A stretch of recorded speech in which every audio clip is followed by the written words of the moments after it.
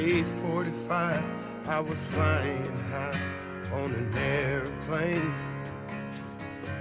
Then I got a call that changed it all at the bags That right claim. there, that's Deflated by Tommie Harris. Now, you might not have heard that yet, probably because that's a song that Tommie Harris just recorded. It's supposed to be coming out this summer.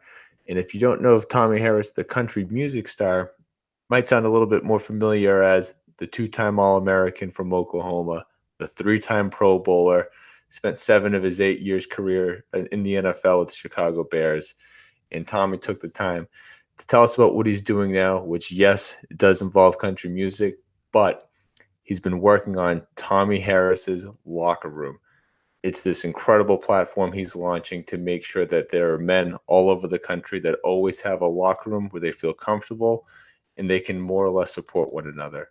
So Tommie talked to us about that, his playing career, and everything in between.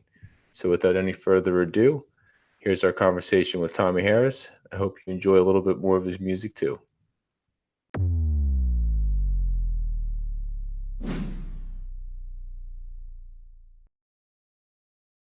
Tommie, thanks so much for taking the time to come on with us today. How are you doing? I'm doing well, guys.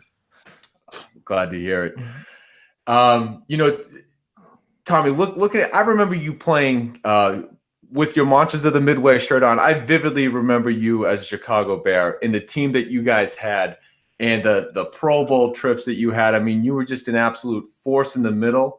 But before I can ask you any of those questions about those playing days, I really wanted to jump into how did you even get there?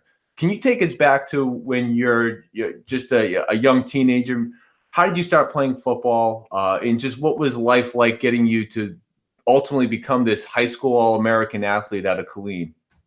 Well, I remember really falling in love with football in Killeen, Texas, well, Fort Hood, Texas. We were on a military base, and I was running outside, and one of the coaches that were around there, he said, "Man, you're a big guy, you should come out and play."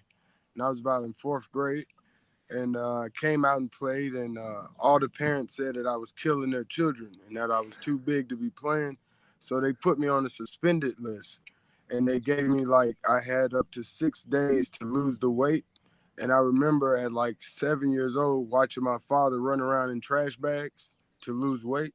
So like in 7th grade, I was literally, well, at probably about 8 years old, I was running around my neighborhood trying to lose pounds to play football, and they never let me back on the team again because I was 150 pounds at that time in 4th grade. So then after that, I had to sit out a while without football, but I always loved it. But I was always hurt that I was too big to play in the leagues at that level. So then I got into some trouble and started hanging around with the wrong crowds because I couldn't play in the league with my friends I wanted to. Then I got a second chance back in football in middle school. Middle school, I was sent to alternative school, so I played in the sorriest league. I was the best player there, but I still once again was on the sorriest team again. So in 9th grade, I skipped 8th grade. Never been to 8th grade in my life. I went from alternative school from 8th grade, skipped over ninth. I mean, and then from ninth, I ended up getting the right mentor and a person that spoke in my life and changed my life, who ended up being my godmom to today. She literally saw the potential in me between the 9th grade center coaches and the high school. It was a center I was in. And from me believing her words in academics and changing my attitude, my behavior, I put it all into football. And in 9th grade, I was moved up on varsity the day I started taking football serious. And it's been uphill ever since. Awesome. So, what was it? And I mean, what you say there. I changed my behavior. I dedicated myself to something, and I committed myself to an ideal, and I saw it through on days even when it didn't feel like it would be possible. I just believed that I could do it. And when I got to the NFL, every game I came out of the tunnel, I always relived the moment of me knowing I was going to do this. And that became me dedicating myself to something and believing something in spite of what anyone could ever say. Anyone says I was fat, I was this, I was past mentally hearing other people's words. And I believed to start speaking what I was going to be and I put action to what I was going to be every day, and I did it. And that's the best advice. Yeah. I mean, that's it right there. I mean, that's right down the lines of Trent Brown, Adam Butler. So many guys that we've talked to are of that, cut from that same cloth. So you're living it, and you, of course, work yourself into being this athlete at high school. Again, high school All-American. How did you then end up at Oklahoma? What was that recruiting process like for you in figuring out where you wanted to go? Oh, that recruiting process was crazy because I committed to Texas as a sophomore, and I decommitted on signing day to Oklahoma. And you still live in Texas, right? That you don't have a big. Yeah, I still live it, but they don't know what I look like now. Expect a gadget. So, yeah, man. My recruiting process was pretty like Hollywood. I'm glad it wasn't social media back then, because that would have been crazy. But I was one of those athletes that had the hats and pulled out the trickery and all that other stuff. But man, I enjoyed my decision going to Oklahoma. Out of all the schools I went to visit Florida State. I visited A&M, Texas A&M. I visited Texas. I visited Oklahoma, and one more school that I can't. Miami University. And out of all those, my decision was going to be based solely on the class that I was going to be there with on that visit. Those guys, how my time was going to be with them. Then the next thing was how was the present guys' attitudes that are there now. And then I also looked at how long has the college coach been there and how long will he be staying there. And I weighed all those options. I knew how to do all that because I had two cousins that were already, one was at Miami about to get drafted. He went first round, Jerome McDougal. My other cousin, Stalker McDougal, he went first round. Those are my first cousins. So I had a chance to really sit back and watch and weigh how I was going to do this. Now, was there a coach or anyone or your high school coach that helped you guide like through the process, or did you rely heavily on your cousins? Yeah, I rely heavily on my cousins. I didn't really have a coach like that. Yeah.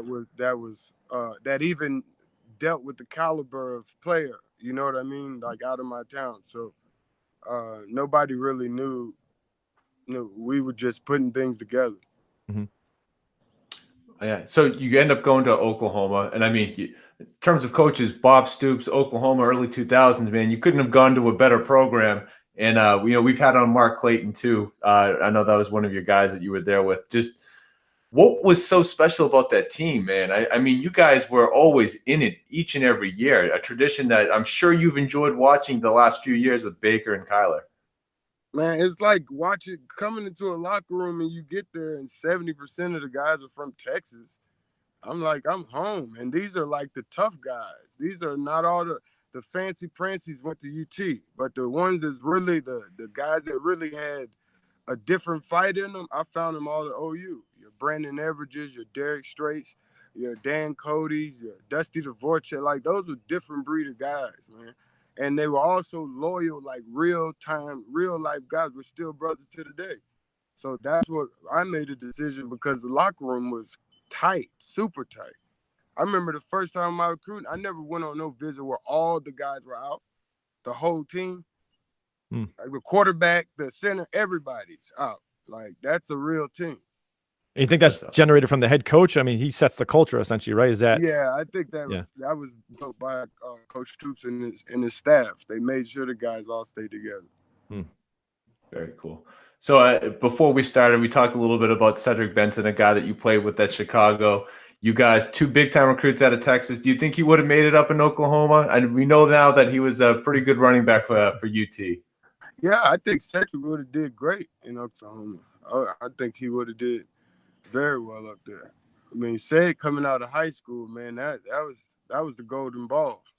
He was like your Kyler Murray. He could play got drafted in high school in baseball. So Ced was like Ced had a BMW when I met him in high school. Now, Jalen Hurts just transfers now from Alabama, going to be playing at Oklahoma next year. Do you think that there's any chance that they're going to go 3 for 3 for the Heisman, 3 different quarterbacks, 3 straight years? I mean, that would be expecting a lot out of Jalen.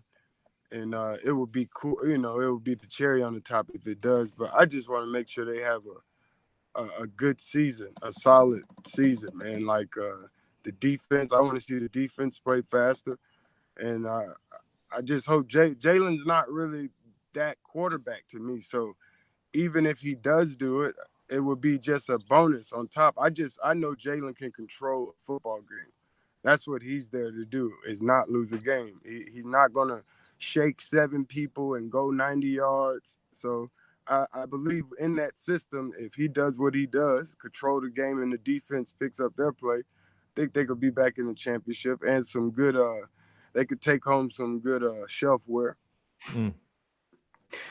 Now, when you were playing, though, after your junior year, you decided to go pro. And, early 2000s, that's not something that many guys were doing. Can you just walk us through, and of course it worked out for you, but what was your thought process about doing that? Was it just the same thing as it is today? You wanted to maximize your potential to get in and be a high pick, or, just what was going on through your mind?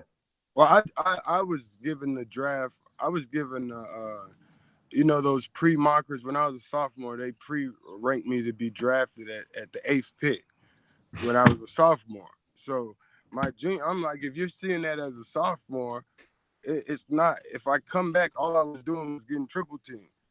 Yeah.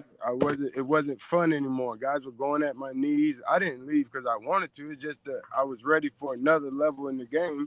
And I loved school. I loved my teammates, but I didn't like football that way.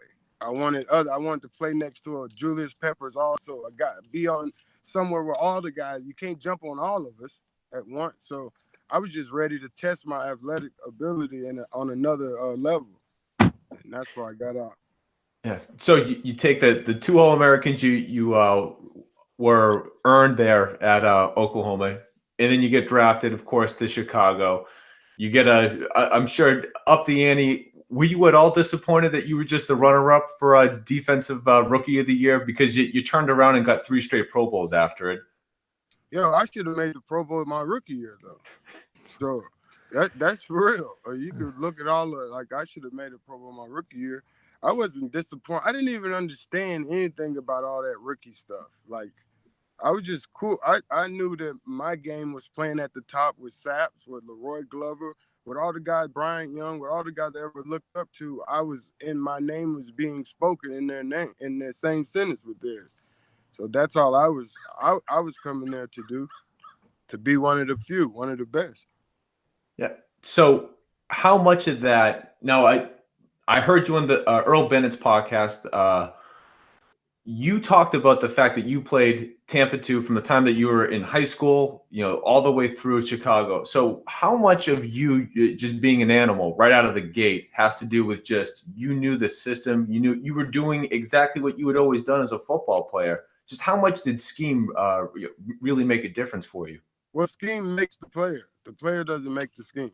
So you could be the greatest player in college, and if you go to the wrong scheme, good luck. Make sure you play at least 3 to 4 years and get out. But if you're not in the right scheme that feeds your ability, if you're a 4-3 guy, you're a undersized 3 technique, and they got you holding up blockers and holding on a 3-4, you're not going to be successful, and your body's not going to hold up. So the scheme makes everything. That's what made my career. I found that out going to San Diego. Like, I went there and it was like I was just working out, and I wasn't touching anyone. I wasn't tackling. I should have just put on some gym shoes and took a jump rope out for 20 minutes. That's all I was doing. So I learned that the scheme makes the player.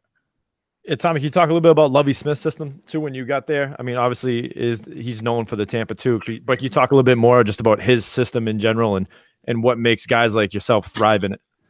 Well, the Tampa 2 is a very team-oriented defense, and it's basically like alleys. You know what I mean? If you take care of your alley, you don't come back out trying to check on it. You trust that your teammate has his alley, you have your alley, they have their alleys, and then we play certain clouds over those alleys so players know where to be. And that's what that game is, a very disciplined defense. And if you play, people know what's coming, but you just can't stop it if it's ran correctly. Mm-hmm. So, your rookie year is Lovey's first year as head coach, and you guys out of the gate 5-11 season. But next year you're a playoff team. The year after that, it's 13-3. You guys are in the Super Bowl. What was it about Lovey Smith that he was able to turn around? Of course, he gets some of his guys. He gets you, drafts Tank Johnson, Cedric the next year. What is it about Lovey as a coach that he was able to get you guys on the same page outside of just a good scheme? I think whenever you get a coach that believes in you guys, and then the players believe in him, we just enjoyed having Lovey. Was more than just a coach to us, like he was dropping a lot of the jewels to us in manhood. He really taught us how to be professional, not just football players, but he taught us how to really take the game of football, and it was life to us. How we displayed that defense and how fast we ran to the ball and stripped the ball on there. Like we were known for, that was what we were known. It was a culture. It was fun, play fast. Play fast, play hard. If you make a mistake, make it full speed. Mm-hmm. That's it. Yeah, that's it. And also Ron Rivera was on that. Man, that we had it. too, right? Yeah. Lovey did a great job with all of his staff, like picking the right guys around. You had Ron Rivera there. You had Dave Tope. You had Coach, my man from was the Cardinals, Coach Wilk. Coach Wilkes. The Cardinals just let him go. Yeah. And I mean, he had a lot of great guys on his staff. So I think I didn't understand why they let him go, but you know how it goes. Yeah. Now, I think it's 2008. You earned yourself a huge payday. At the time, a record setter for a defensive lineman. I think it was $40 million over 4 years. Yeah. Now, we just had Trent Brown on, who's in a similar situation as an offensive lineman, getting that big contract. What are the emotions going through your head when you finally get what I'd imagine you would have worked your entire life for? You finally just got paid what you're worth, and it is at the very top of the market. What is the roller coaster of you finding out, A, that's going to happen, and B, when you get that check in your hand? Well, it's not really a roller coaster for me. I was a first rounder, so it really wasn't nothing. The biggest thing was knowing that you couldn't really cap your value. Like every player knows that whatever they're getting paid is not the value of what they should be getting paid. But we just take that number because this is the sport that only says we worth what we say you were worth. So I even knew at the 40 million, I knew I could have got 80 million. I could have got more. And I'll tell you why. Because after that, probably about a month later, I set the deal up for Albert Hainsworth to get the 100 million. Yeah. So I had another agent call me and was like, man, you could get you could. I never really cared about the money. Just pay me the top of what the top player is you guys say that is worth. So the 10 million point was what was the most important. The rest of the stuff was it was fluff. All those contracts are fluff. You play football, you got half of a contract, and the rest is all in if you put your shoes on right, if you open the door right, if you show up, like all that other stuff. So I just tell every man, good luck on that contract stuff. Make sure they get as much as they can up front. It's a whole nother league now, man. Guys are really this. Never mind. Yeah, but that's how I felt about it. Yeah. Get the guarantee dollar. Get the guarantee. Get your guarantee, man. Yeah. It is pretty crazy. Also, ask Nike, when you get product, ask Nike for a life contract. If you getting product while you playing and they want to get all this money and you that guy, you're that athlete, tell Nike to give you a life, at the least, life merch deal. So when you done and it's years later when they're not answering your phone call and your kids need shoes and use this time, you're high in the market, tell them you want a life merch deal when you sign for this deal. Every athlete signs the deal. Boom. We'll snip that out of the podcast and we'll put it out there. No problem. I mean, it is pretty crazy. Out of all the professional sports, right? Basketball, baseball. I don't really know hockey that well for their contracts, but everything is guaranteed. It's only football where they report that, $100 million mark, but really it's, the 40 that's guaranteed. And like you said, it's all kind of smoke and mirrors. But, what I wanted to ask you, your time with the San Diego Chargers comes and goes. At the end of that year, just the football season, what was your thought process like for what was going to be next for you in terms of your football life? I actually thought I was going to go to Carolina or return back with my coach, my D-line coach, Coach Johnson at the Chargers. So I didn't really know till after my wife's till after that suddenly happened, and then it just all went blank. So, for our listeners that aren't as familiar with your story, of course, you get married in that off season, and you had just an absolutely. I got married that last game. The last game in San Diego, we played Oakland. I flew back from Oakland, and me and my fiance got married at a little place we had out there. We invited a couple friends and we got married there. And then from 41 days from there, through the transition of figuring out what we were going to do, she went off to have a breast reduction surgery and never returned. So from there, I was just stuck in a weird window between, is he mentally stable to come back? Is he capable of coming back? Does he even want to play? I was getting a lot of that stuff.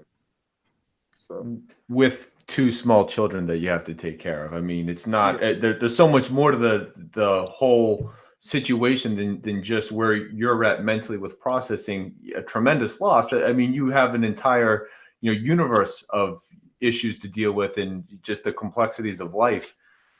How, and I mean, I don't want to dwell on this moment, but this is such a huge impact. How do you even attempt to make sense of that situation and figure out what's best for you? Is there any guidance that you can give to anyone that is dealing with something as monumentally life-changing as what you've gone through? Yeah, I would say that the greatest thing that I had to do was steal away.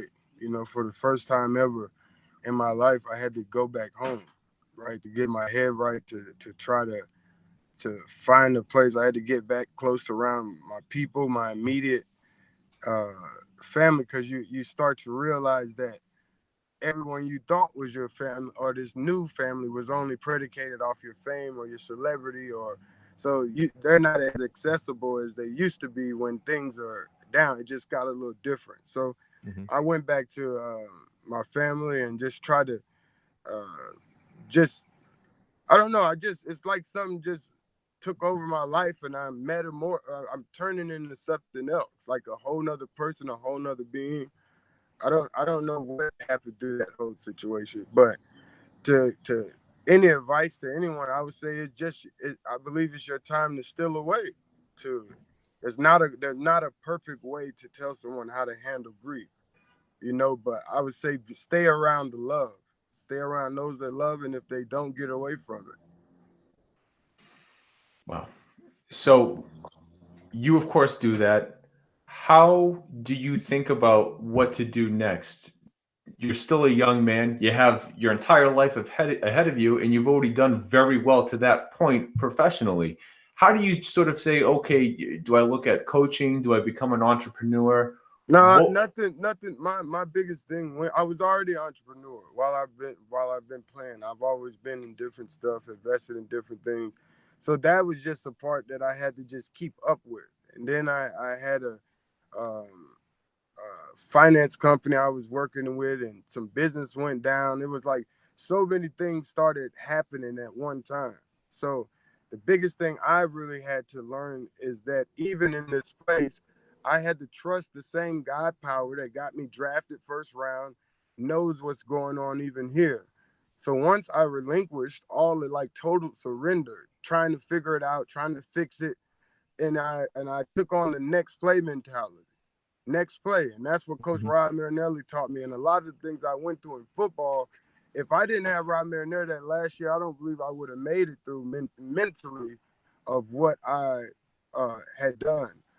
And that wasn't the only. I had lost another daughter after that, like 3 years later. She was 4 months old. I came in there, and it was just things I couldn't imagine. I couldn't get my mind around. Like, wow, like all this for me. You know what I mean? Like, and then you go into those sad places in this, but through the courage of being able to fight through, I've realized that I've been able to help more people through my situation than I ever could just being my happy self and getting like it's a surrender. I believe that the same God that allowed that to happen is allowing all these things to transpire in order to push me. It's not about me.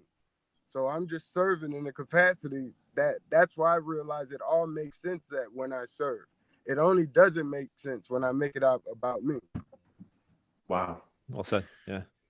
And, I don't want to jump over any other endeavors that you've had over the years, but I am so excited about Tommie Harris's Locker Room, TommieHarrisLockerRoom.com. When you speak about being of service and it not being about you, when I see the locker room, it just feels like something that any community would benefit from having.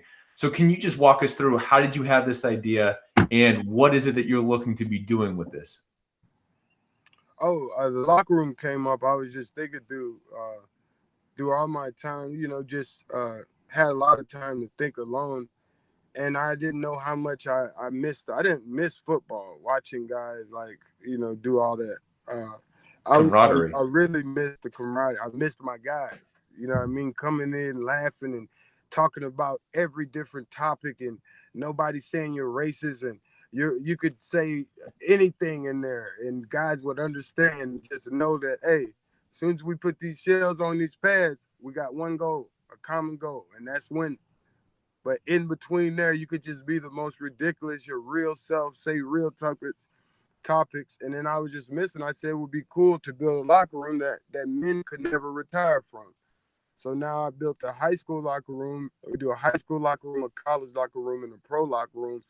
And we come into different cities. We set up a platform, and we leave a mentor or mentors in that city, and we start a huddle there because the locker room came there. And we leave huddles. And huddles, you go sign up under my huddle on TommieHarrisLockerRoom.com. You can sign up under the huddles, and those will be huddle leaders in those towns. Men will meet up once a month to come together. We'll get information. We'll read books together. We'll just get real stuff to keep us on the path of trying to be what is a man, right? Like, we're all still trying to discover it. We've missed it so many times, what we thought was a man. And as we keep continuing to get older, it seems like this thing keeps stretches out. So I think if we can come and define a culture ourselves as men that keep guys in a positive posture, I think that's the most amazing thing we could do. So it helps me also heal when I help others heal. That's awesome. Yeah, and I read Tribe by Sebastian Younger. I don't know if it's a book that you're familiar with or not, but he wrote about military outfits and how when guys go through that, yes, it is hell on earth. It's the worst place in the world to be, but those guys love that time more than anything else, and their comrades that they went through that battle with that's their family. They have a bond with them that is just as deep as blood. And I think that when you're playing a professional sport, I would imagine it's kind of the same thing, those bonds. And then to lose that after retirement, and even if you're not an athlete, to have that camaraderie, that environment where you feel comfortable and you can lean on one another to just advance your life and however you see fit. I mean, I just think it's something that's sorely needed.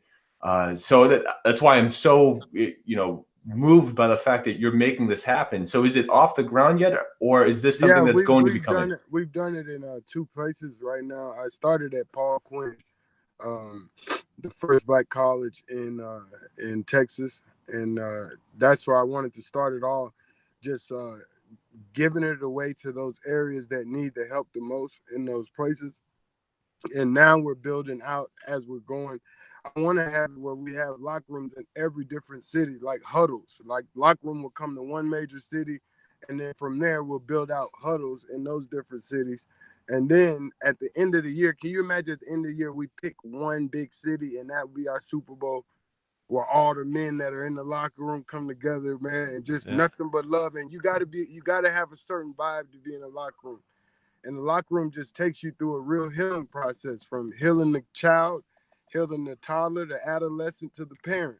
And we all live with these different people that we have to go in and out of, and to come and make peace with these people. Like, I didn't know how much my child was hurting in my life. and you give up the child. The child is when I didn't realize I haven't said ouch since I was 10 years old.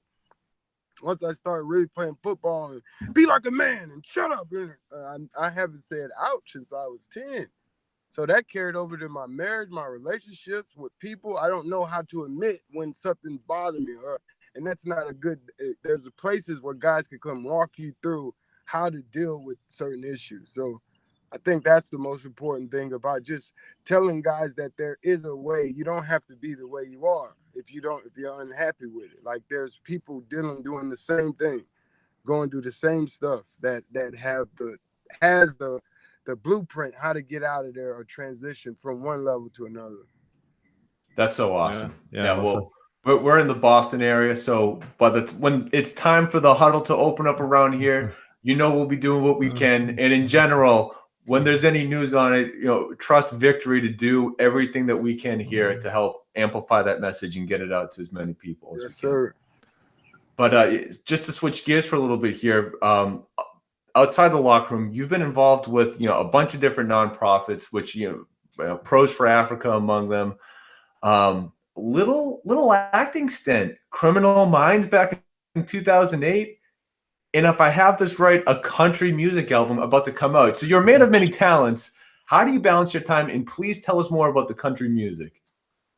Man, I'm that's a day-to-day work with me every day. I'm pretty like anyone to tell you I'm very sporadic, and I'm a little artsy brain.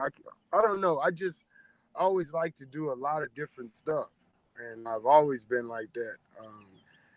I have a good team around me. I'm building a even more bigger team, but the country music just came by happenstance, man. I was singing in the shower at Toby Keith's softball tournament, and one of the guys there, the guitar player Billy Dawson, heard me sing. So he said, "Sing that again," and I said, "What?"